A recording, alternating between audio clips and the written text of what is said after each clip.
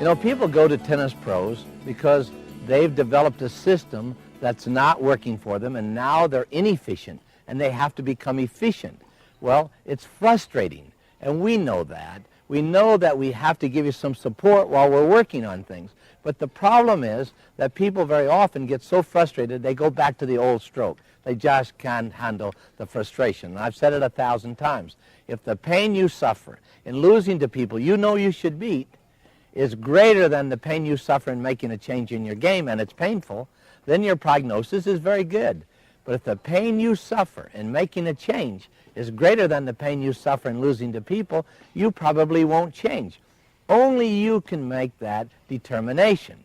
You have to make that judgment. When you go to a tennis school, they are trying to get you out of all those little adjustments you made. For example, if you're too high on the ball, the racket's coming down and the elbow's going up to make sure that the racket gets underneath the ball. Well, when you do that, now the brain picks it up and says, okay, I've got it, I like it. But now the brain doesn't want to let go.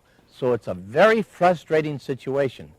Now the tendency is when you're taking lessons, you get it, you lose it. You'll have it for a moment, and then you lose it right away. Why? Because the brain wants the old motor program. It's more comfortable with it. So you have to be very patient with yourself and pat yourself on the back once in a while for just trying something new. But before you try anything new, a key issue is, does it make sense? Does the pro, does your friend, whoever is helping you, give you the right rationale which will help you understand a particular stroke? So think about it. Get good information, then get out and start to work on it. Run tests, because you can run tests on everything that a pro says.